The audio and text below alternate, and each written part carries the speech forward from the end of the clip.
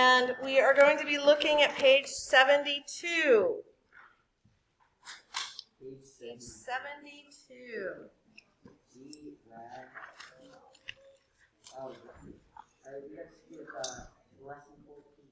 We are skipping to lesson 2. We're not really skipping to lesson 14.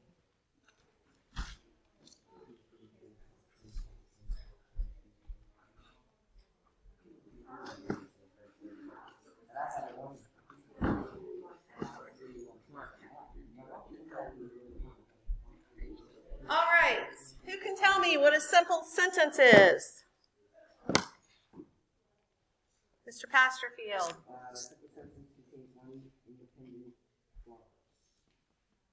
One, I think I can move this without killing myself. Okay.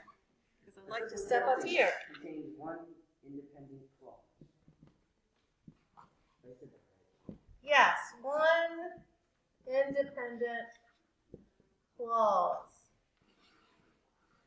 All right, now you have to be able to tell me what everything means in that sentence or in this definition. What is an independent clause? Who can tell me what an independent clause? Did I tell you guys this the other day? See, I told you 7th grade is like right on your tail. Okay. It is like your parents.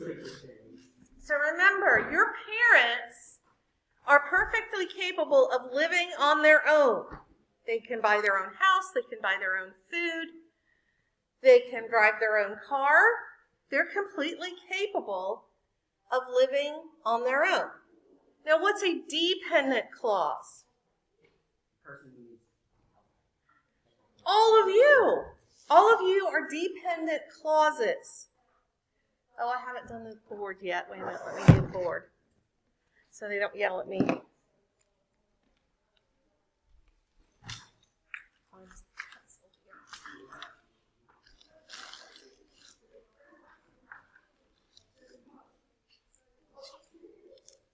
All right, is everybody here today?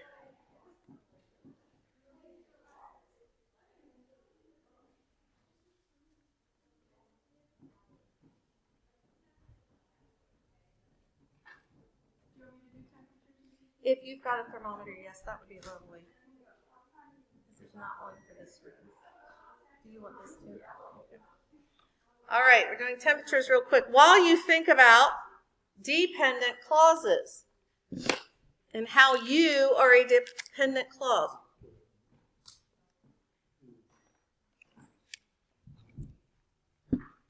Everybody can say hello to Ella.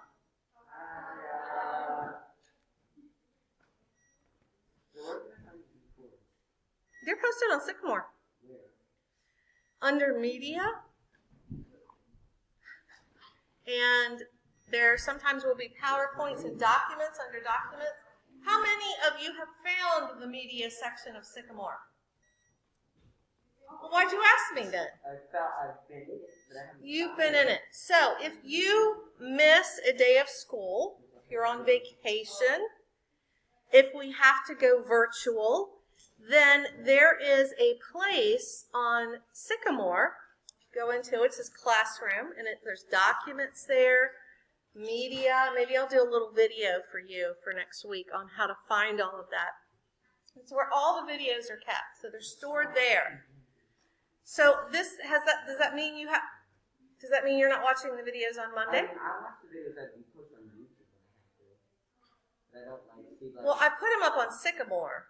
I mean, you can go to YouTube, but you just got to sort through all the classes to find what you need there. I've seen all your videos.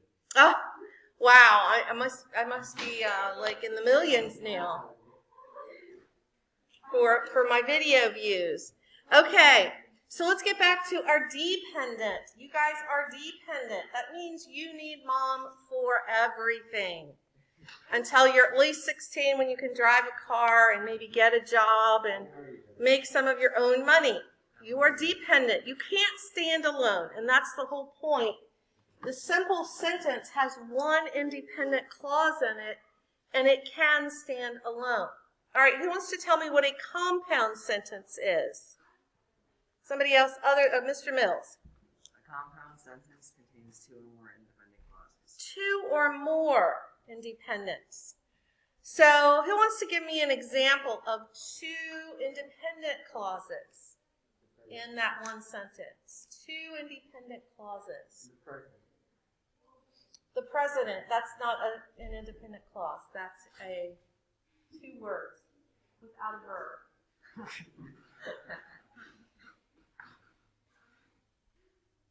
So do you want a sentence about the president?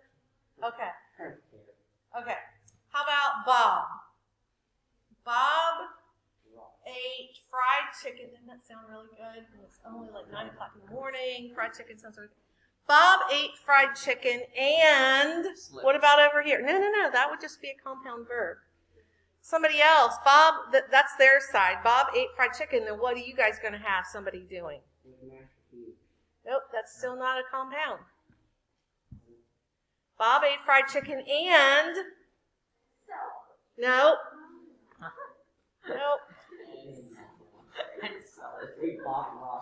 An independent clause has what in it? Karis is going to tell us. Subject or verb. Very good. Very good. It's two whole sentences put together. Bob ate fried chicken and Billy ate pickles. Two independent clauses that we put together with a conjunction, the word and. You guys are having too much fun with this. How about another one? I just really love someone yelling out the word celery. Celery. All right, let's do one with celery. Bob Ross. Not celery. So you guys think of the first part. They're going to think of the second part. Wesley. Bob Ross ate celery. Bob Ross ate celery and Phil hates celery. So that word hates. He hates it. I'm not a big celery fan either unless it's got lots of peanut butter and chocolate chips. Have you ever put chocolate chips? No, not raisins. You need chocolate chips on them. And that makes it really good. What? One more. All right, one more. We'll start over here. How about Maria? Think of an independent clause for us. The flamingo. Stop eating. I'm getting hungry. The flamingo ate Fruit Loops. And Mr. Morgan? And the polar bear drank water or wine? Okay. I like him drinking wine too. I think that's really fun if he's drinking wine. He might be a little tipsy later on. Okay, so we've identified... Shh. I know this is way fun. Grammar's everybody's favorite class, right? Yes, that's what I thought. So, who said no? Mr. Record. Okay, so we've identified simple sentence and compound sentence. Now, we need to look at diagramming. I would hope that you know how to diagram a simple sentence.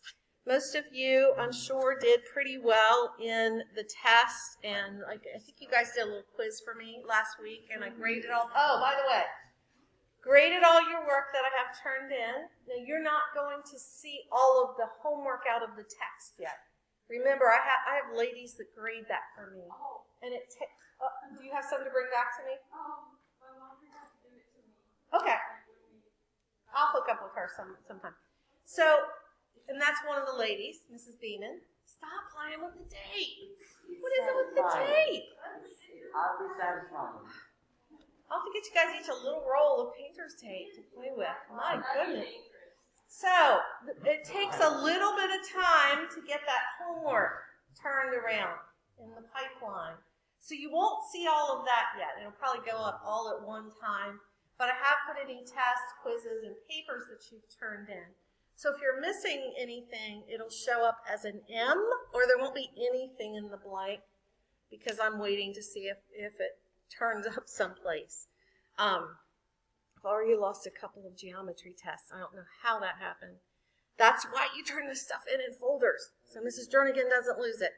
Okay, so check Sycamore to make sure that you've got everything in, and if you have something and you're not sure what it is, or you're pretty sure that you turned it in, then contact me so that I can go back and take a look. All right, so hopefully, like I said, you know how to diagram simple sentences because it's mainly the structure with a few modifiers added on. But I do want to look at, here's one that doesn't look like a simple sentence at the top of page 73. And let's figure out why it is a simple sentence and not something more complicated. Noah and his family obeyed God and found safety in him. So it's a lot of words, and it looks like with the and that it is certainly going to be a compound. But why is it not a compound sentence? Karis? It doesn't have another subject. It's still that same subject. So Noah and his family obeyed God and found safety. So we've got we actually have two subjects, Noah and his family. And so they get written like this.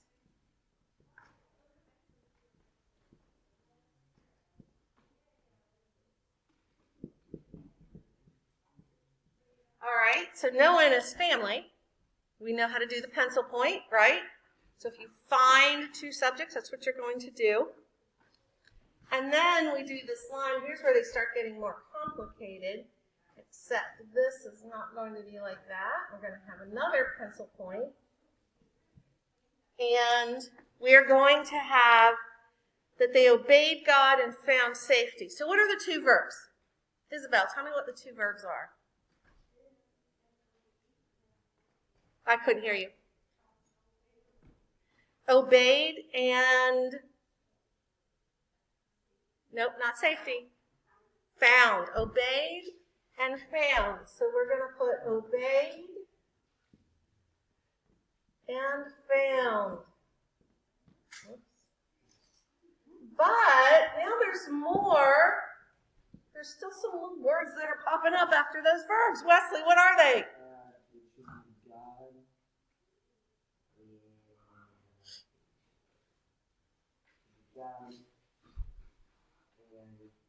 And safety, but what are they?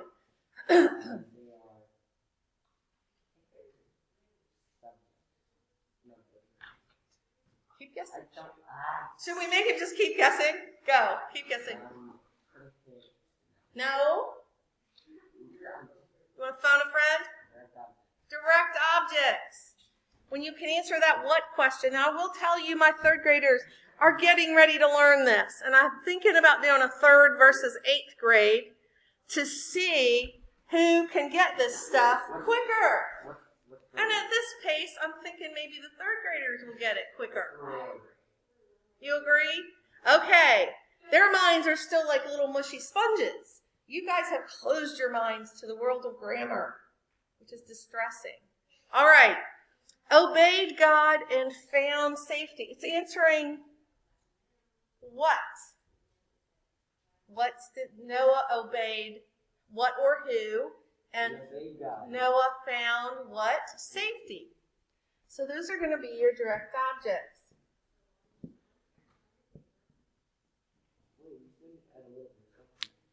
It's what? There is leftover stuff. I'm just not going to put it in. We've got a prepositional phrase. We've got a modifier, the word his. Which family was it? It was his family. So, that doesn't look simple. It looks pretty complicated. It looks pretty complex.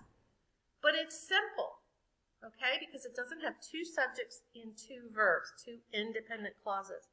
So now let's take a look at how you would diagram. This is going to be where you might want to have your notes out so you can make notes.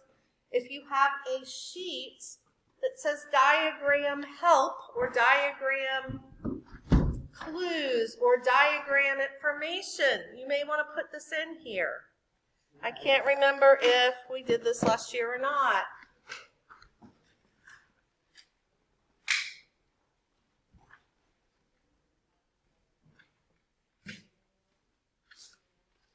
All right.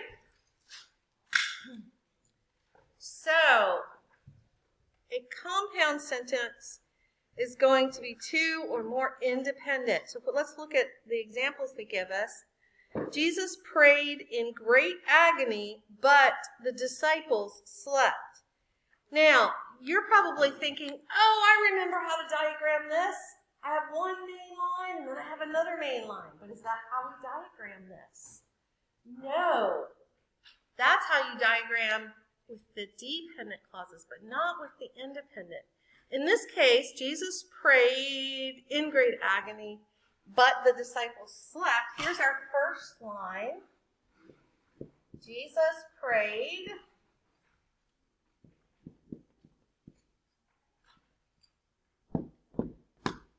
But the disciples slept.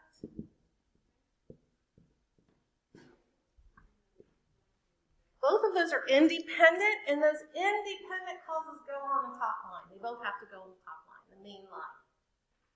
And you get the little but in between there showing the conjunction that's joining them. So what you have to remember is that when you have a main independent clause, yes, it always does go on that top main line. But if you have two independent clauses, they both have to go on the top line. Only dependents go underneath. And you guys learned last year about that second line underneath. So sometimes we have a second line underneath, and it's connected. But that's not what we're doing right now. We have two main independents. They have to both be on top. So keep them on top. All right. Let's take, oh, and here's 3. If you look over on page 74, it shows you what to do with a semicolon, and then if you have 3. So turn to page 74. So they have Jesus prayed in great agony, but there's a semicolon. However, the disciples slept. In this case, I don't know if we did this last year. I'm pretty sure we did it. You don't put anything here. Jesus prayed in great agony, and then there was a semicolon. The however, the disciples slept, and the however is going to go down here. It is a connecting word, but it is not the conjunction. And so you just leave it blank and don't put anything in there. That's going to get a little confusing. I'm going to see you guys put however up there. But if you can remember not to put the however, that would be helpful. All right, look at the 3 clauses. Ada took down the old display. Iva put up a new background. And May cut out new letters. That's conceivable that we would have 3 independent clauses. They're joined by commas, kind of like the semicolon. And so we could potentially not have anything sitting there. And so we have Ada took display, ... with nothing above it because there's just commas. Iva put background, and there's the conjunction, and May cut letters. Now, if you are doing your homework later, and you are confused, I want you to pop back to these examples and take a look at them. But for the moment, I want you to get out a sheet of paper, and I want you to diagram 1, 3, and 5 on your paper right now. Now you can work in your row together, but you just can't huddle too close together. So in your row, like, you can scoot a little closer and work together. And I think that would be helpful. So you could talk about it. Katie, why don't you pop up to their row? Is there maybe here we can? You can do 3. Yeah. You guys hear each other. I was going to say if you want to sit here for a minute. And then I'll just pray it later. Assuming that you have. Do you need both? Are you doing 1, 3, and 5? A flat ground. So yeah, you can pop up either place there. And Lauren, if you can come over and help take a little bit. Do we both have to write it, or can we just do one? Just one of you write it. Just one of you write it, and then I'm going to have you come up and do them on the board. Ella, if you are listening, I want you to do 1, 3, and 5, and then they're going to do them on the board.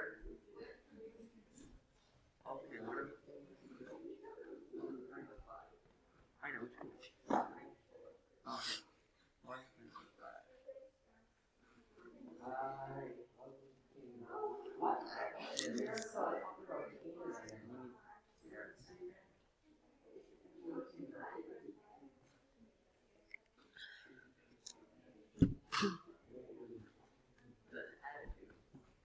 Yeah. We have no idea what we're doing. You have no idea what you're doing. You're diagramming. So the first one you're doing is our actions and attitudes should express an interest in godliness. So the first question you ask is, what should express an interest in godliness? And once you answer those questions, then you have to figure out how to diagram them. Just do your best. Work with your partners. Mr. Mills and Mr. Record, you're having too much fun.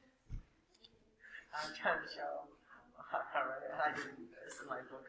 I know. I like to diagram with my arms.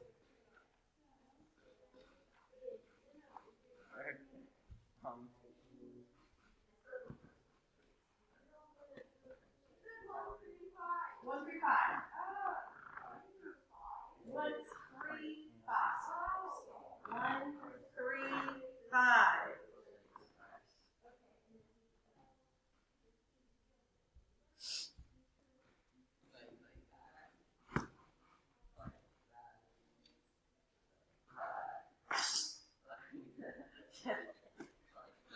And then I'm going to pick some teams to come up and do these, just to make sure you understand them. And then after we do that, we'll take a little mask break so you can thankfully we got sunshine today and not rain. Yay. Well, I did too, but if it's on school, I did too when we could stay home. Oh, you like sitting in it? I did too, yeah. Well, especially if it's been really hot. I have no idea. Yeah, we're not going that high. Just give a ladder. Oh, no. Let me see if I can find something back there. I never told me how to do those.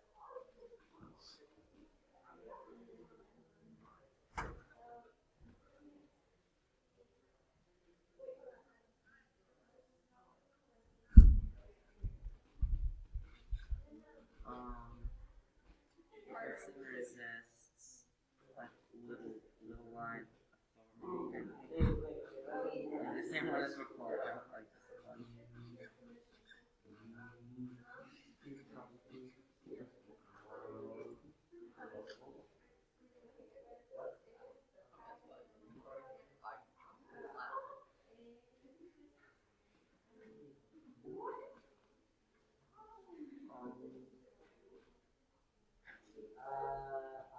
I think Indeed is like. I don't see any special. I'll have to ask them. Yeah. We finished? You have no idea if you're finished or not?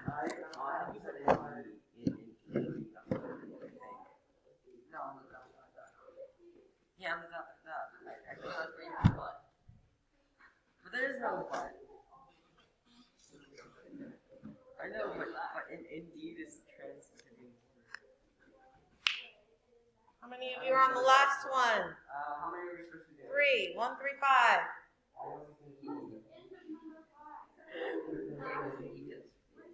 The end of number 5. We watched this one. We watched the beautiful display of northern lights flashing their brilliant colors on the night sky.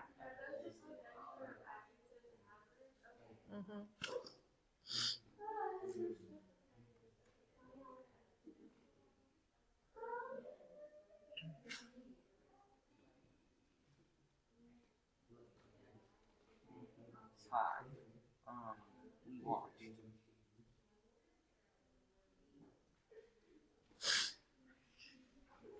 Watch, display, like a little line, subject, object.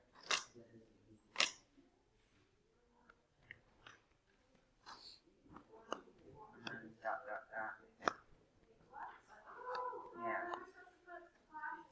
You actually, they don't even put it in the answer key.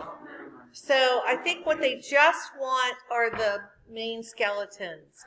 I would probably treat flashing, and I'd have to look into this, flashing their brilliant colors. Because there's a noun at the end of there, I'm going to guess that flashing is doubling as preposition. But I don't know that for sure. It's also, a gerund. So I'm not sure how it would get I'm going to have to call Mrs. Harrison and get some expert. Or maybe I'll ask your mom, see if she knows. She won't know?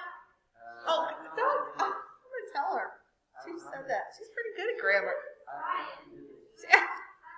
She's good at grammar, too. I hate to tell you. Oh, Leslie, you're killing me here. So she call on you guys for number 1? But not 3 and 5? All right. Now, one of the things I want you to remember is if I ask you to do stuff like this, I want you to make a good stab at it, okay? Because this counts as a class participation. And if you don't make a good stab at it, then I might not give you all the class participation points. Yes? We've done all 3. Can I sleep? Can you sleep? No. No, right now we're going to have Wesley and John come up and do number 1.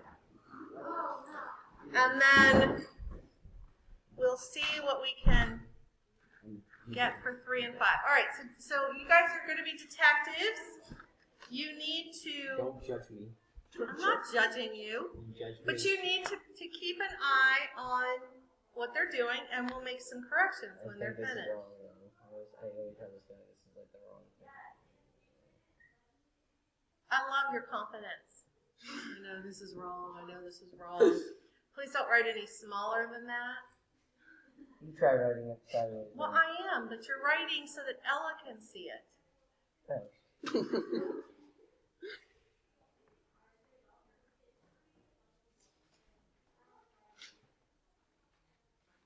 So let me just remind everybody the sentence is, our actions and attitudes should express an interest in godliness.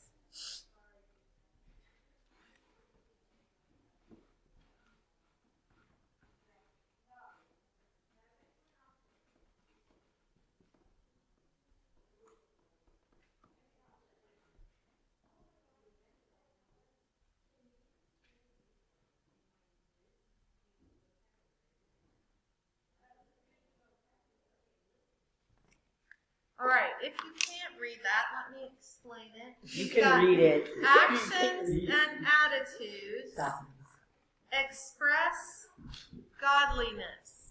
Now, there's a couple of things. Actually, you did a pretty good job. There's just a couple of things that we want to fix. So who wants to help them? Karis? No, just tell us, and I'll make the fixes. I only did the sentence. So what do you want me to fix first? Should express. Anytime you see the words should or could or, I'm trying to think what else, have, has, it's usually going to join the verb. So we're going to put should express. All right? How about another fix that needs to happen? Somebody else other than Karis? What? No, there's 2. Sorry. You don't want 3. Okay, well, I don't think we have to go to 3. Nobody knows but Karis. Mr. Record thinks he knows. Interest. Now, why can't I put godliness there? It's in a prepositional phrase. We can't use that. So instead, it is going to be interest. And then in godliness would go down here. But you didn't necessarily need to put the ungodliness in. Okay? So good start. And we just have to fix a couple things. All right. How about Miss Beeman and Miss Stanchik for number 3?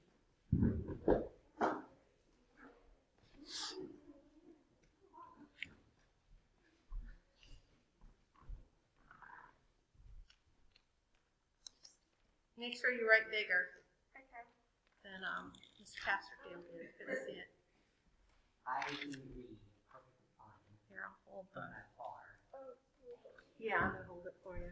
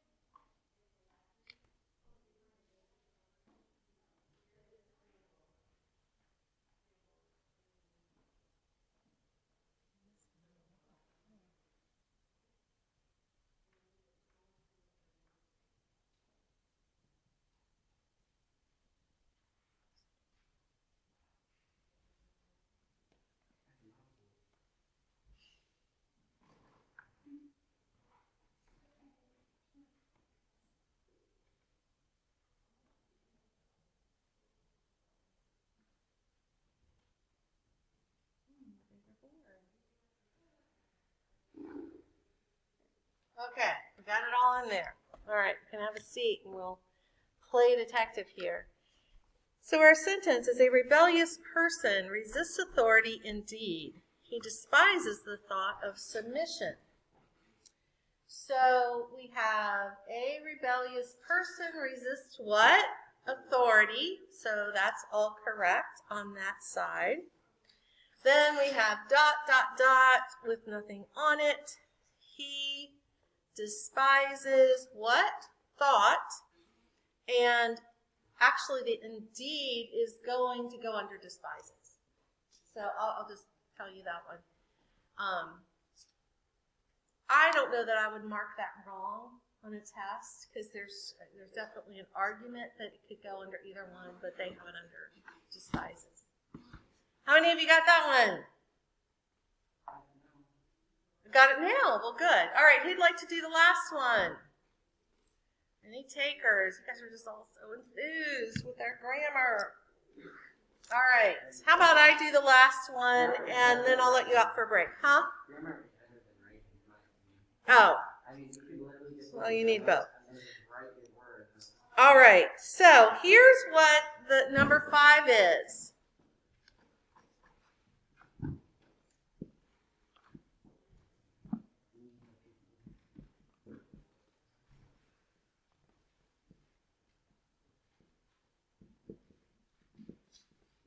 All right, that's it for that one. Because the discussion came up about flashing and what does flashing do.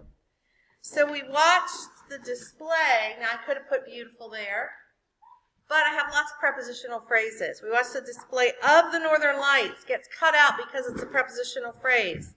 On the night sky gets cut out because it's a prepositional phrase. And that flashing is questionable. It could be a prepositional phrase. It could also show up as a gerund phrase, but I'm not exactly sure how that gets diagrammed. So I've got to ask somebody that knows a little bit more than me to see how that would be diagrammed. So I'm going to actually dog-ear that page. Gerund. It does? Oh, I'm sorry. It really does. Well, then it would really bother you that my 7th grade grammar book that I've been using for, I don't know, 12 years is falling apart. So I'm actually ripping the pages out now and putting them in a 3-ring binder in plastic sheets. I know, it's devastating. Okay, let's take a mask break. We've got nice sunshine out here on the side.